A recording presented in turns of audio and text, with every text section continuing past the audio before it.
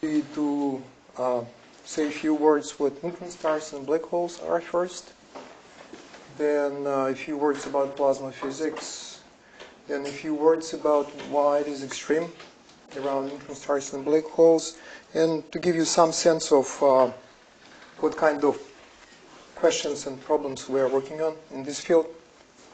So I'll start with the birth of neutron stars and black holes.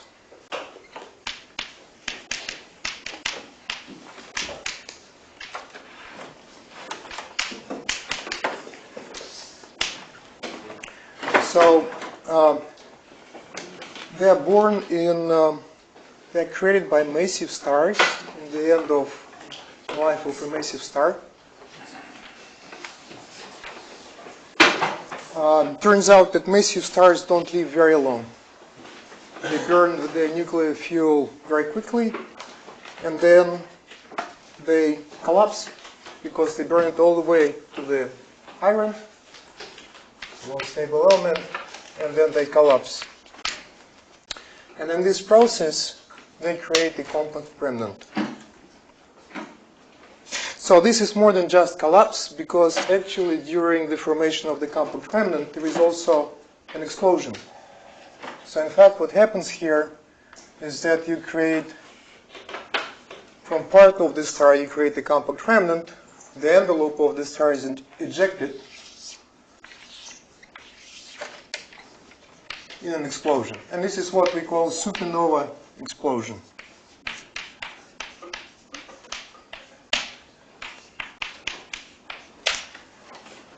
This is a pretty violent event. We, of course, observe them routinely in our galaxies and in other galaxies. And these explosions create shocks. So this is shock that is driven into the external medium. And this shock is famous because it creates high-energy particles that we observe as cosmic rays. So the galaxies turns out to be filled with cosmic rays with energy density comparable to other stuff in the galaxy. And we see them bombarding the Earth. So most of them come from this explosion. Somehow the shocks produce these high-energy particles. A small fraction of these events, less than 1%, creates even more violent things, which are called gamma ray bursts. Basically, what happens here in the gamma ray burst is that this compact remnant creates a jet that breaks out from the supernova with ultra-relativistic speed, so V jet C. It's better to talk about Lorentz factor of this explosion then, which is defined as in the usual way. And it can exceed easily 100, could be up to 1,000 in these explosions. So how we know that this happens? These jets produce emission, and this emission is in gamma ray range. So they produce MEV bursts with duration something like seconds to minutes, and luminosity exceeding, I'll better switch to luminosities in units of luminosity of the sun. So it goes up to the 10 to the 20 of L sun. L sun is 4 times 10 to the 33 ergs per second. So whatever that number is, the sun is pretty bright. So these explosions, as we see them, go to crazy high luminosities, actually overshadowing the entire universe for a few minutes sometimes. So this is associated with formation of these compact objects. From this jet, we also see a shock that produces the afterglow of the emission, which can be in the optical, and it lasts longer, minutes or hours.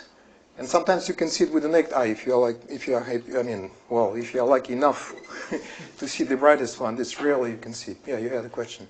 So first of all, why is the jet directed?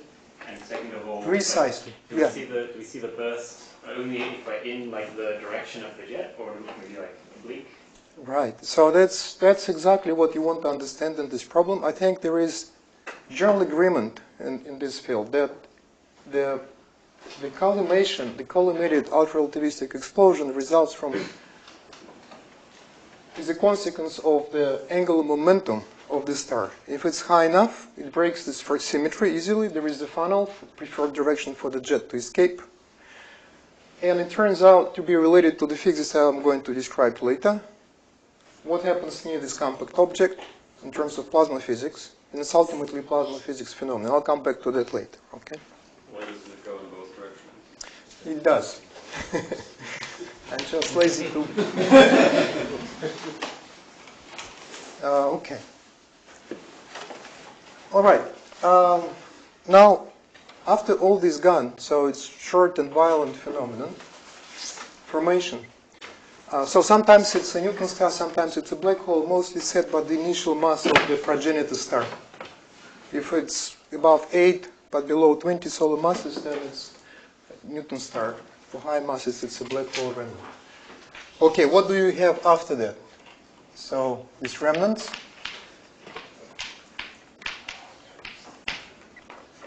So you have, I don't know how big it should be. Okay, so it's 10 kilometers in size, roughly speaking. That's the black hole.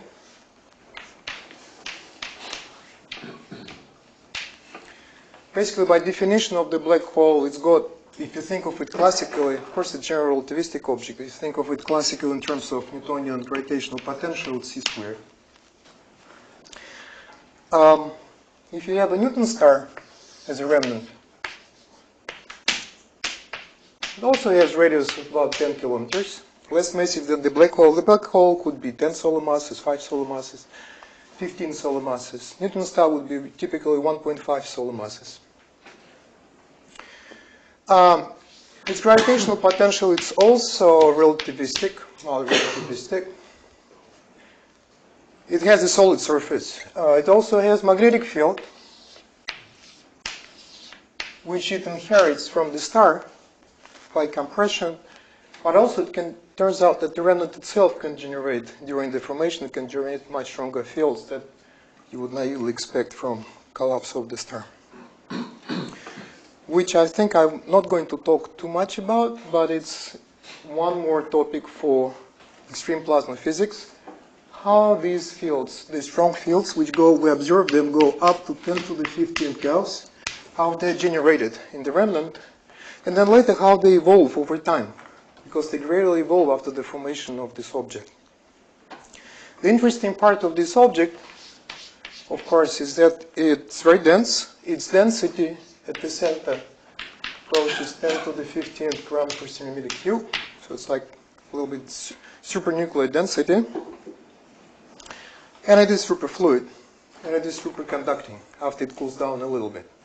And so that evolution of the field inside this remnant, Newton star, actually involves quantum physics law.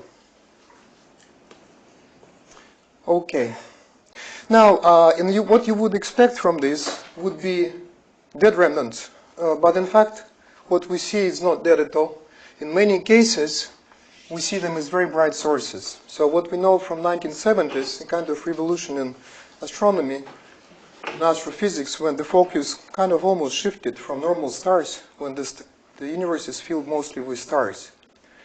And when you have X-ray eyes, if you can use them, for that you have to go outside the Earth atmosphere because it's opaque to X-ray. So you need X-ray eyes, you need to be on a satellite orbit, so you need an X-ray detector.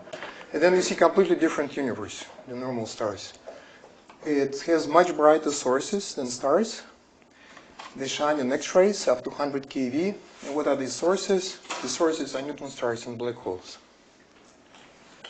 So they are not dead remnants at all. They have this afterlife. What is their signature? Is that they're bright. So, for example, the canonical black hole that we know, there are many in our galaxy, but it's just one example, Cygnus X1. Its luminosity would be roughly 10 to the 4 L sun. So this is a black hole. For neutron stars, we see them as pulsars, and we see them also as bursting sources. So when neutron stars burst, they produce luminosity up to 10 to the 13 or even 15 till sun. So these are enormous luminosities. That happens not for a long time, maybe a fraction of a second, but it's extremely bright. Yes, and so what we see basically around these objects is the enormous heating of plasma that exists around them. So enormously heated plasma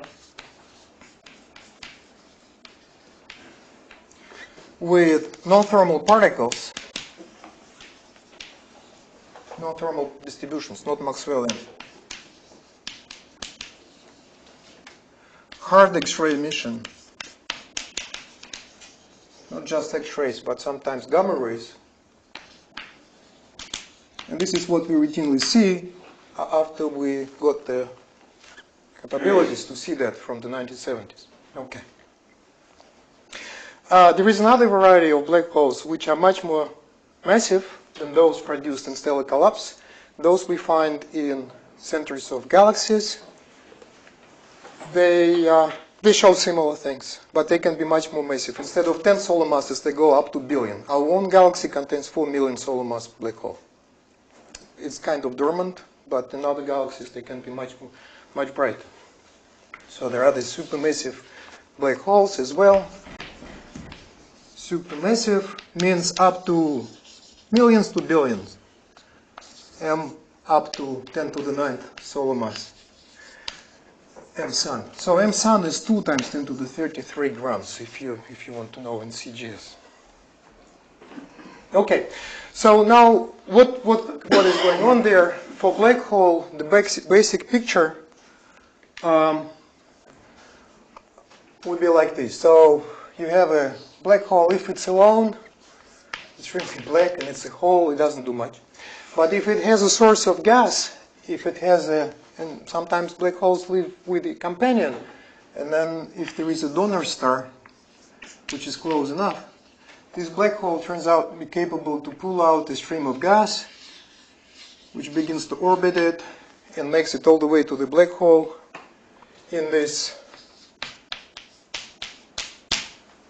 potential. So it's extremely deep potential well, and it's a perfect way of releasing energy.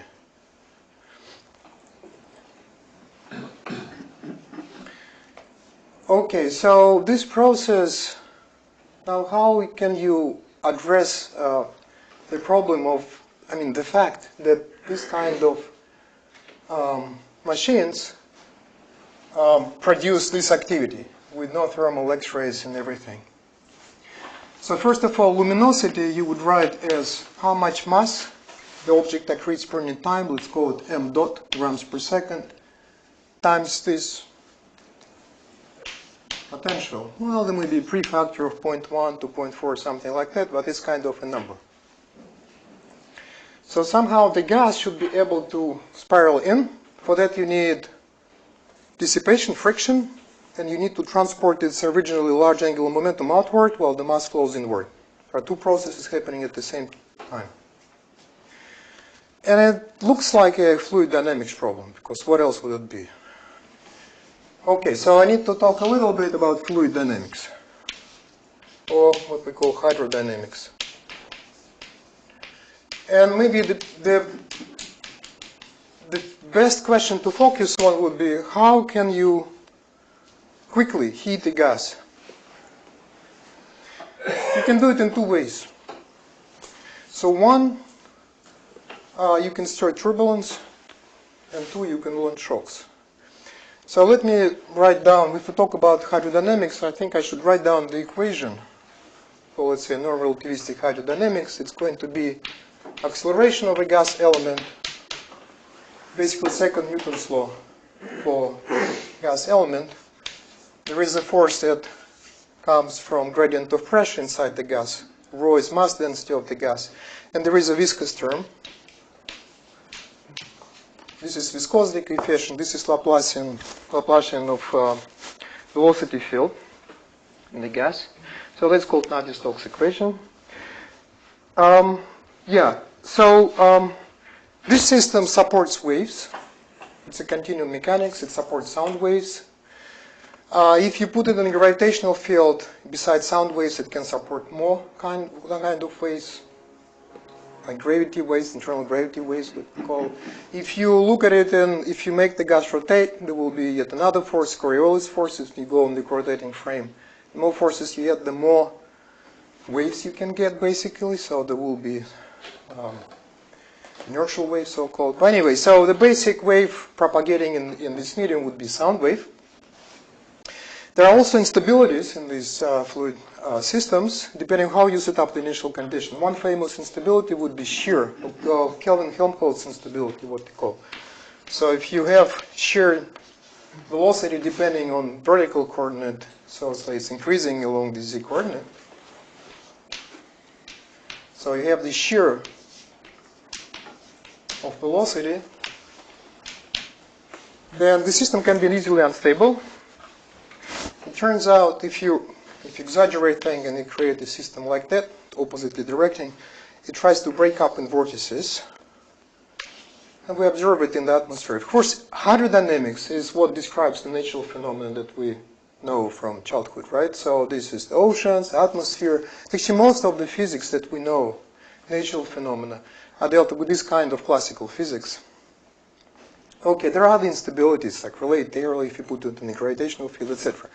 But that's just one example. So what these instabilities do, they create turbulence in the gas. So when you create turbulence on some instability scale, or if you just come to the gas and drive it somehow on a scale, call it wave number, it would be 2 pi over some scale L. So this would be your driving scale. And then turbulence cascade takes it to high and high K. So this is cascade. And this quantity would be velocity, fluctuation velocity in the fluid. This is the famous Kolmogorov type turbulence that brings the large scale motions to smaller and smaller scale, where eventually they become dissipative. Like, why did they become dissipative? Because if you look at this equation, this term has del square, and you can estimate it as SV over some scale, L square. And so this term creates time evolution of V on the time scale, which would be L squared over nu. This is the viscous time scale. So the time scale to damp a motion on the scale L is going to square with scale with L squared. If you bring the fluctuations to small scale, they are damped quickly. So this process is a quick way to heat the gas, because you start with something which is not really dissipative, large scale, very long dissipation time, but on an eddy turnover time scale, which is quick, which breaks up and goes to small and small scales, you bring it to small scale and it dissipates. That's one way. The other way is to launch a shock. Right? For example, you can start with a sound wave, then it steepens, and it creates a shock like that, a discontinuity. The shock is best viewed in its downstream frame. So here, this is downstream. This is upstream. So in the downstream frame, this gas is at rest. The upstream comes from here with some velocity v naught. And what's happening in the shock? You just randomize the same v naught.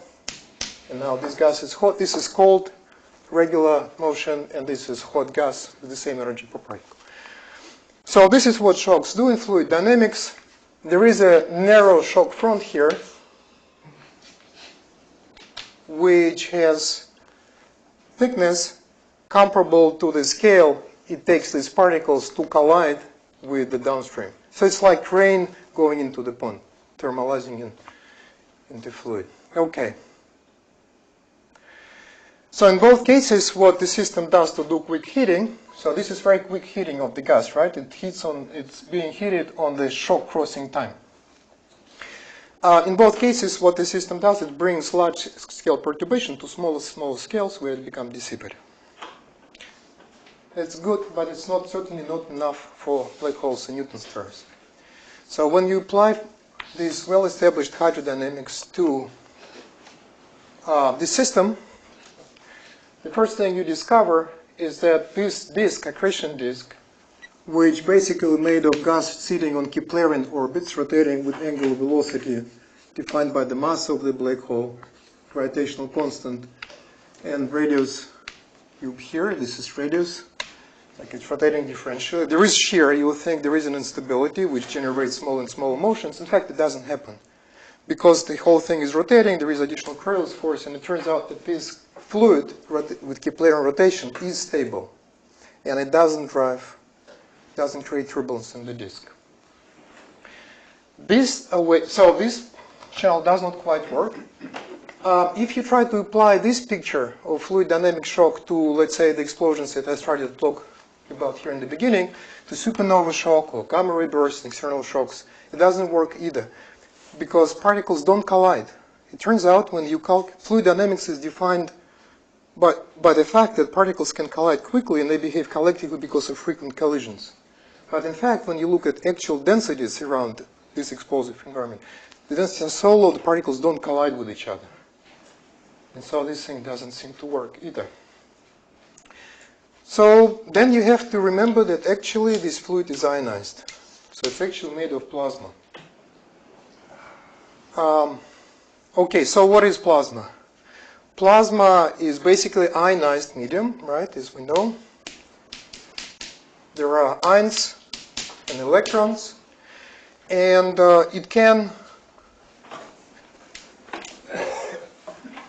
it has one additional force. You can write the same equation here, but there will be one additional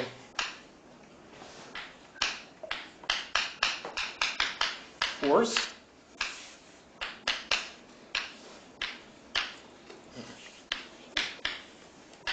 due to the fact that the ionized medium can support electric current. So if your plasma can conduct current, obviously like you have free charges. If it can support J, there will be magnetic field that comes with it, and there will be J cross B force that acts on the fluid. So in plasma there are magnetic fields that live inside this medium and create additional forces. Okay, in many cases, in astrophysical plasma, because of vast scales, low densities, this plasma is what we call collisionless.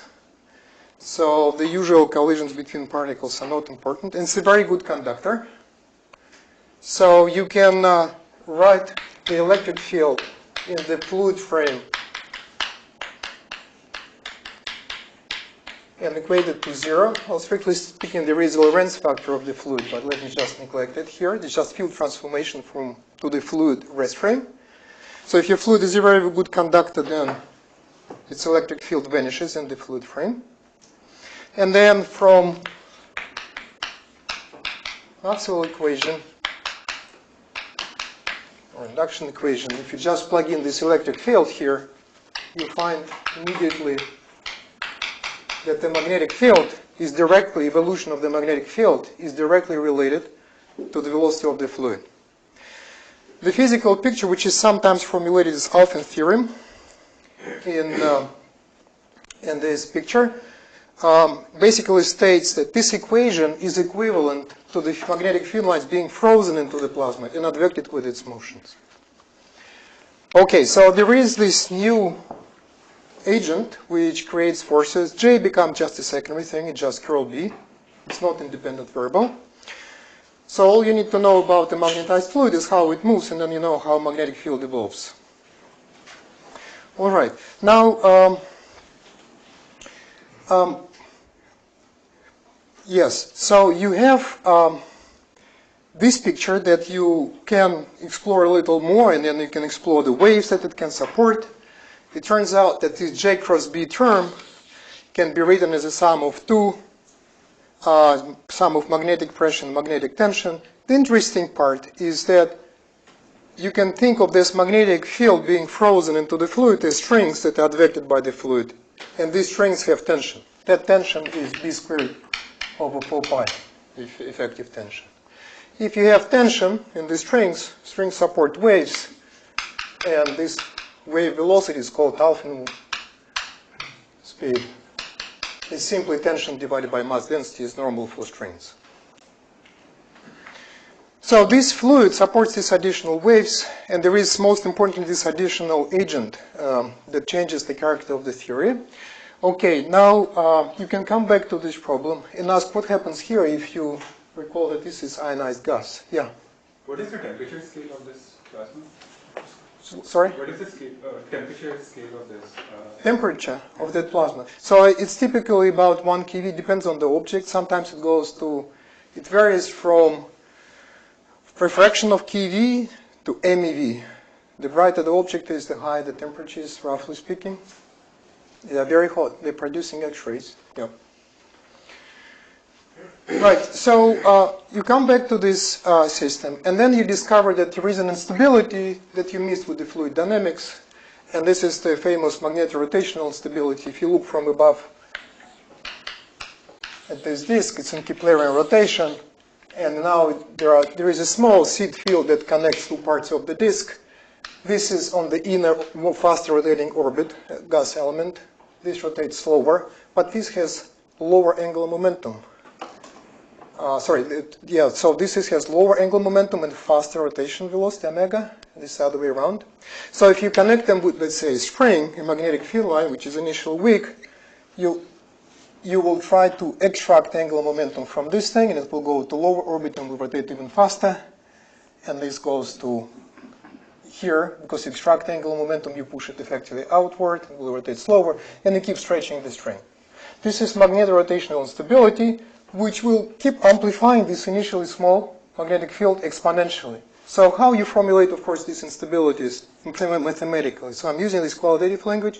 Mathematically, you set up an initial state, you give the system a perturbation, and you linearize the equations of motions, and you find the eigenmodes. If they have imaginary part frequency, that's the growth rate of the instability. That's how you find it.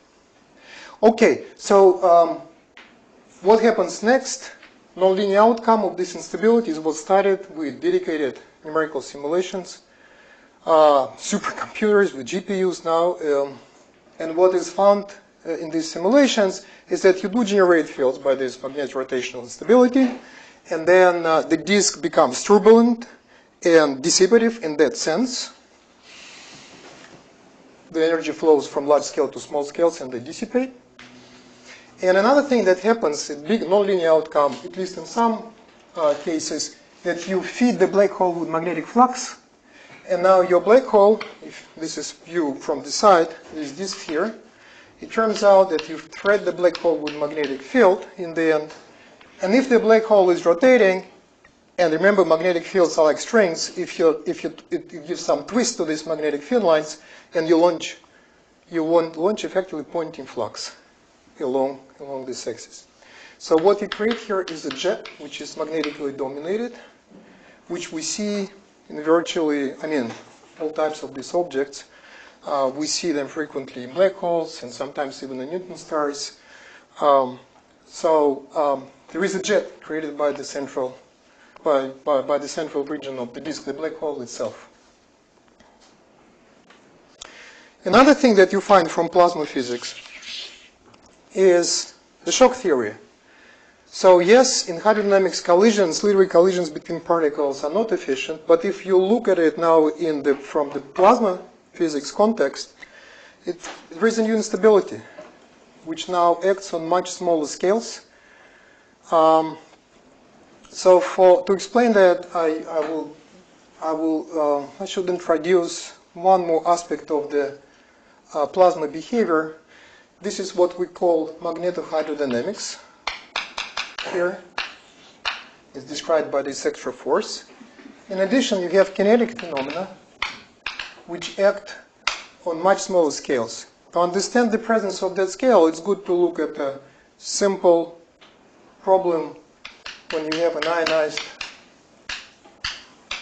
medium, and suppose you displace your electrons with respect to the ions a little bit.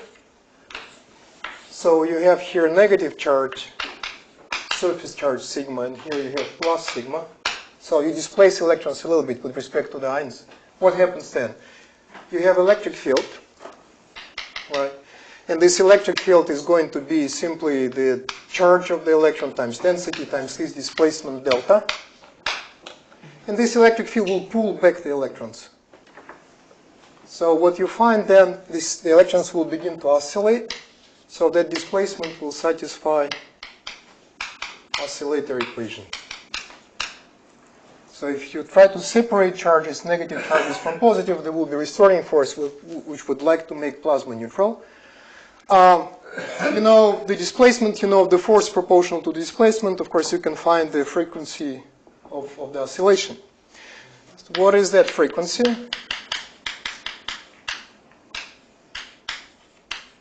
That's the frequency.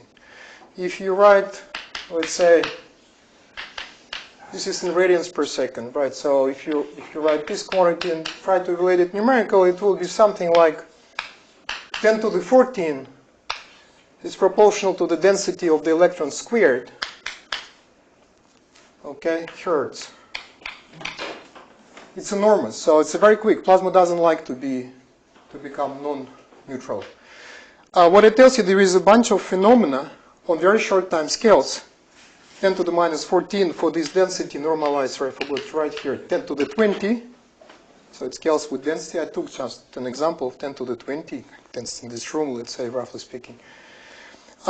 This is very short phenomenon. Another way to think about electric charge is big. Forces are big because electric charge is big, and inertia of electrons is small, mass is small. Okay, small, large charge, small mass. But that's what it is numerically. Now, that means that on small scales, you can excite plenty of oscillations. And so here comes an important point. So the plasma can support collective electromagnetic fields. Particles move collectively and create collective fields. On the other hand, particles can interact individually with the wave because they've got a charge, unlike fluid dynamics. In fluid dynamics, they only collide with each other and behave as piece of fluid because they're collisionally coupled. If you have a single charge, it can interact with the wave in plasma. And now wave-plasma interaction can lead to qualitative new phenomena. The famous example is Landau damping. Okay? When the wave can give energy to the individual particles which happen to be in resonance with the wave. So this is a qualitatively different feature. And how you address this phenomena? Well, you have to work now with kinetics. You have to write the for collision-less plasma, if you neglect collisions, you would just write the Liouville equation. So you describe the system with distribution function as a function of time, position, and momentum of the particle. And if it's collisionless, you just write the normal Liouville equation. This is force acting on the particle. This is gradient in the momentum space. Gradient with respect to momentum is 0. Now, that defines the full system if you specify what the force is. And the force is electromagnetic force. It's electric force plus Lorentz force, V cross B. So each particle experiences that force because it interacts with the electromagnetic field of the wave. And if you want to calculate this, close the system, you have to write down what electromagnetic fields are that define this force. So you need Maxwell equations here. But together they form a completely coupled system that you can study, and good luck, because once you begin to study it, you quickly end up with very complicated phenomena. So this is extremely nonlinear system. Especially, it's easy to study some idealized instabilities. You can set up some initial states, give a little perturbations, and you can find plenty of modes that can propagate, they can be unstable. This is, of course, one of the reasons why it's so hard to do the fusion problem, because the plasma supports so many modes, so many of them can go unstable for so many reasons. These forces are complicated because your background have temperature, can have magnetic field, and then when you begin to perturb, the eigenmodes will know about it, and instabilities will know about it. All these parameters can have gradients of B and temperature, etc. Is that an impression for the accretion disk? How much energy is in magnetic field versus kinetic? So in the end, you come to quasi-equipartition.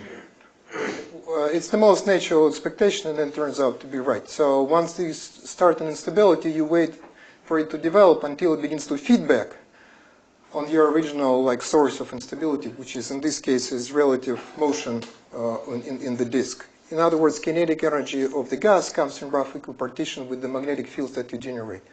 Not exactly, but The roughly. MHD cascade is like the Kolmogorov cascade. In many cases, yes. Usually, yes. So, of course, when you talk about MHD cascade, it's good to describe it as an ideal problem until you come to the point, to the dissipation point, to very small scales. And there you have to switch on your collision-less kinetic phenomena, because it turns out that the dissipation happens on kinetic scales. And then you have to think about this equation. So you have both MHD aspect, and for dissipation itself, which is most interesting because it's what heats the plasma and produces non-thermal particles, etc., you have to do kinetics. And reconnection matters in all of this? Or that's... I will mention it as a third process now. Okay, so the third process, so I should say first, finish with this one. So this collisionless phenomena gives you a completely consistent and beautiful picture of how collisionless shocks exist. I'll come back to reconnection in a second.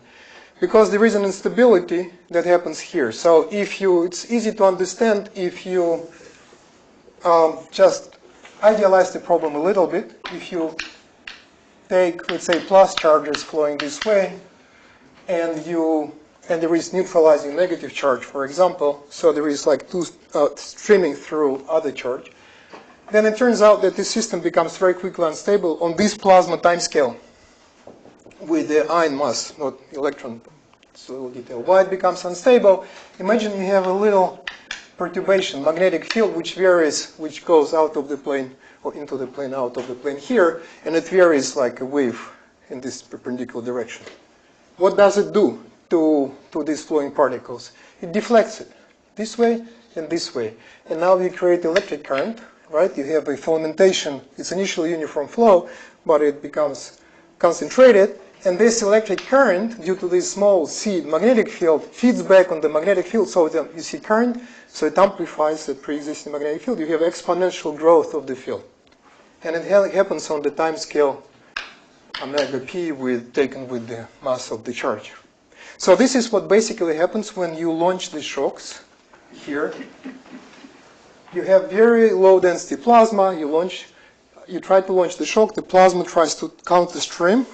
And then immediately the so-called Weibull instability switches on a very short time scale.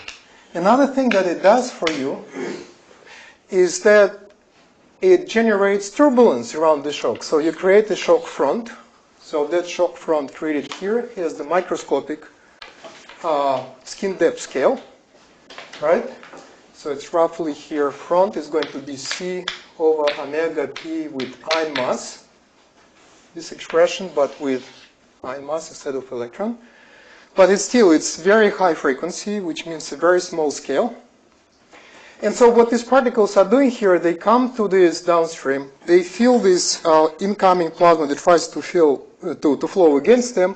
There is instability excited, electromagnetic field local is generated, the fluctuations of electromagnetic field basically gives kicks to the particle. And effectively these particles become entangled, the velocity vector in these turbulent fields loses their memory and then becomes isotropic. That's how collision-less shocks work. Okay? One type of them. There is another one, magnetized shocks, but this is with initially small magnetic fields in the upstream if it's weakly magnetized in the medium. Okay, and so another thing that happens here is that this turbulence that is excited by this Weibull instability, these filaments, they create perfect medium for accelerating particles, because particles that can travel back and forth sufficiently, initially small but somewhat super thermal energies, if they can travel back and forth between upstream and downstream, they can be scattered by this turbulence. And now here you have this ping pong of converging flows, basically, right? One flow moves with respect to the other, and there are scattering centers, these turbulent electric fields that kick particles around, and then there is a ping pong of particles, and in every reflection, the particle gains energy, like being trapped between the walls, it gains energy. This is diffusive shock acceleration, so-called. And this process is basically almost settled that it produces the cosmic rays and shocks from supernova. That's how we produce high-energy particles. Okay, there is the third process that can dissipate energy in the plasma, which was not available in fluid dynamics. And this process is magnetic reconnection. So it's specific to magnetic reconnection set up to MHD and to plasma. So this process involves another instability. If you have fields that happen to be anti-aligned, or this is some component of the magnetic field is anti-aligned, for this you need electric current. There is a current sheet separating these two fields. It turns out this configuration is again unstable. And due to so-called tearing mode, this current sheet is quickly teared. So what it does this. So the current is localized here, and there is a so-called X point where the field lines touch and reconnect. So it's effectively what's happening during this inflow of magnetic energy. These fields, oppositely directed fields, annihilate, kill each other, and the energy, of course, is conserved. It goes into the plasma energy. So as you can imagine, in all these processes, by the way, this process, of course, we know it operates in the solar corona. All these processes, all three, these are turbulence, cascade, shocks, and reconnections. They're all known to operate, now even reproduced in the laboratory. They operate in the Earth magnetosphere, they operate in the Sun. And they are very nonlinear. The tough part is that now we have the tools to simulate them numerically. There are two basic techniques to solve that equations. Those equations, coupled equations. One is basically you start with individual particles, billion trillions of them, and they live in a self-consistent electromagnetic field, so-called particle and cell method. The other one is that you introduce distribution function, you discretize it on a grid, and you try to solve Maxwell equation together with this Liouville equation, self-consistent, so-called Vlasov approach. So there are numerical techniques that have been developed, and a lot has been simulated, and phenomena like here, energizing the plasma through annihilation of opposite directed magnetic fields and shocks with the Weibull instability and everything, has been confirmed numerically, has been shown that they work numerically. Also in the experiments we see they work. The tough part is that you want to make physics with it. So it's not enough to do simulations. So you have to come up with a picture which explains like how it works. For example, if you have particles diffusing, you want to understand what is the diffusion coefficient. If the effect is driven by anisotropy, you have to understand where it comes from and what would be a simple physics model that would capture it. This is what being done very slowly, and actually it's quite a difficult thing to do. This is, I think, the main challenge right now. It's not the simulations, which are also challenging, and you need a lot of computational power to do that. But already, I think, I personally have a feeling that the theoretical interpretation is a little bit behind the simulations, depending on the problem. Okay, but one thing I should say is why extreme? And I have, I think, like 5 minutes to say why it is extreme. So it was good introduction to plasma physics, but not, I think, enough. Because these objects do deal with extreme plasma phenomenon. It's extreme in a few ways, and let me just list the levels of extremism. So E1.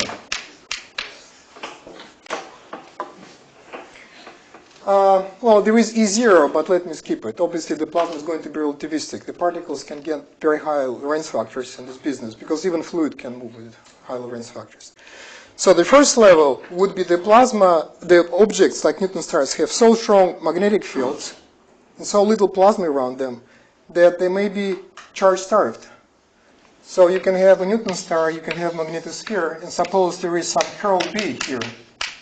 You want to support it with the current, but you are missing it because there is not enough plasma. The atmospheric scale height on the surface of a Newton star because of strong gravity is like 10 centimeters compared to the radius of the star, which is 10 kilometers.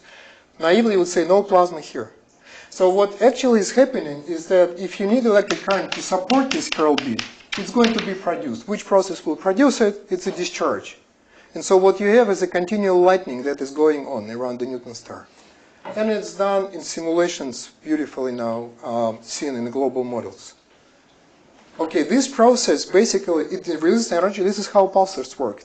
What we see is basically continual lightning, which is concentrated on so-called open field lines. The whole thing is rotating, and we see this lightning with a period of rotation. Okay, so the dissipated power here would be here threshold voltage for discharge times the current, which is basically set by curl B. That would be your dissipated power of your luminosity. It doesn't explain the brightest object, but it well explains pulsars. The similar process, similar regime is found around supermassive black holes, which are almost dormant, like M87 on our own black hole galaxy. You may have seen images of black holes of our galaxy, let's say recently. It was in the news a few years ago. So these are the sort of systems. Extremism level 2. There is a parameter of this problem.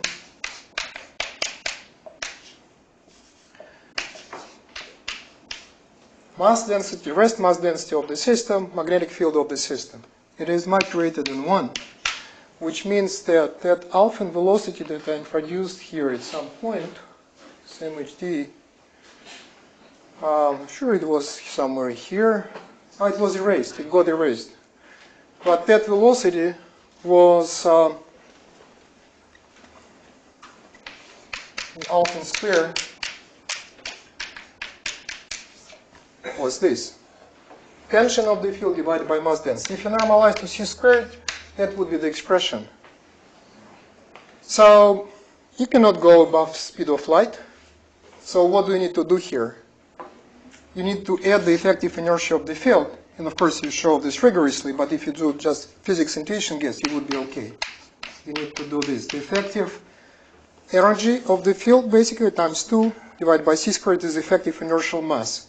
So when you have b squared much greater than rho c squared, your velocity of eigenmodes of the system goes to c. And now your waves are basically propagating with the speed of light.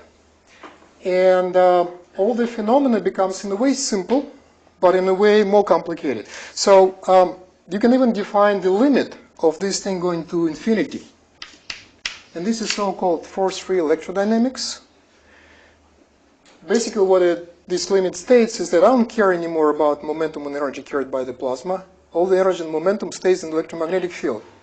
You can write it in another way. You can take divergence of the stress energy tensor of electromagnetic field and equate it to 0. But, okay, and it would be just like vacuum electromagnetic field, but it's not vacuum because plasma is still there. It can support electric currents, but it's massless. It doesn't carry any inertia. This is the force-free electrodynamics. It's a well-defined theory.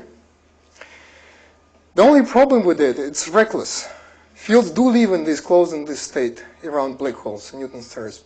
In Newton stars, this parameter sigma can go to 10 to the 12 or more. But these systems are reckless, and it's like a teenager with a, getting hold of really good sport car. They push themselves out of the realm of the applicability. So what happens is that these fields create electric field that gets to b squared, to b. So let me state this point, and then that will give you some idea what's going on. So in electromagnetic, remember this expression? You can see when velocity of your fluid is close to c, E can become close to B. In normal non-relativistic hydrodynamics, V is much smaller than C. Electric fields are always smaller than B. The electromagnetic invariant, E squared minus B squared, is almost negative. But now imagine you have theory where V is close to C, that's what's happening there. Then your electromagnetic invariant can approach 0. When it approaches 0, the theory is broken, because now you can look at the same expression from another view, from another perspective. If E is close to B, or if it exceeds B, what do I do with it? V has to be larger than C, which is impossible. So what happens in these systems, these force-free electrodynamics, they push themselves to the state where the plasma, this continuous medium which was treated initially as a massless, becomes moving with relativistic speeds, and therefore it becomes heavy, because mass is multiplied by the Lorentz factor of the motion. Mass is gamma times Lorentz factor times rest mass. So that system pushes itself at some point. There are concrete examples that have been worked out. What happens there? So we have debates like in this program also. So how you treat this system? Is it enough just to stay within force-free electrodynamic scope and hope that you can define some phenomena even though it can break itself and lose energy?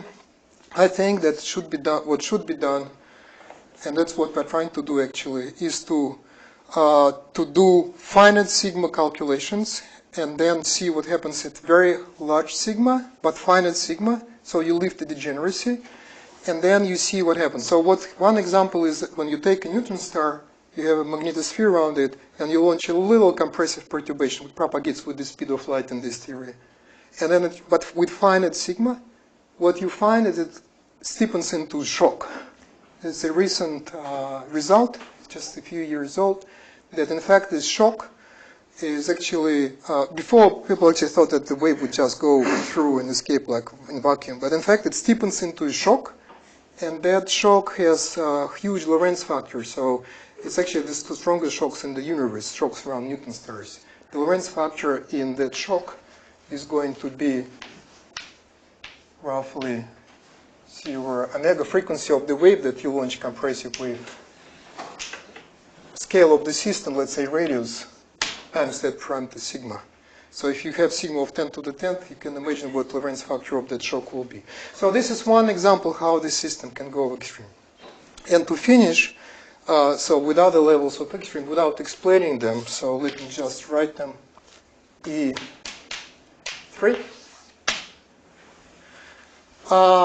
E3 would be the fact that in these astrophysical systems, the energy density is so large that, let's say, of the magnetic field, of the radiation that may be produced, that whatever energy particles gain from these violent and sometimes bursting phenomena like shocks, every magnetic reconnection that happen very quickly, the particles lose energy very quickly to radiation.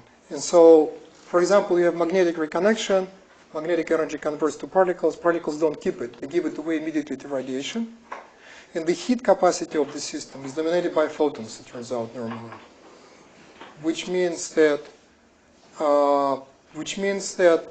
energy goes through plasma, but it goes to radiation ultimately. And all this physics of shocks, magnetic reconnection, and turbulence now ends up in a very viscous, like honey background, energetically dominant radiation, and poor particles are trying to gain energy from the magnetic field while moving through that honey, like running through bushes. Then it's a very nonlinear problem because it all has to be done self-consistently. It's being simulated on computers, and again, you need similar, it's a similar problem. You need a theoretical picture that will give you self-consistent description of all that. I didn't have time to talk about lasers, unfortunately. I didn't get there. But a significant part of this problem, was actually big connection that exists between all these objects and especially neutron stars and laser physics, intense lasers. For the simple reason, in laser you have very strong electromagnetic fields and particles oscillate in the wave field with Lorentz factors very far exceeding unity. And we now see in astrophysics bursts of radio emission from neutron stars, from these objects that produce similar strong electromagnetic waves. And how these waves propagate and interact with the plasma is a big topic which we have discussed and trying to compare with lasers. So this is a big point of contact. Of course, laser facilities are also used to study reconnection, shocks, and turbulence. And I should stop because I think I think it's time to stop. Yeah, certainly.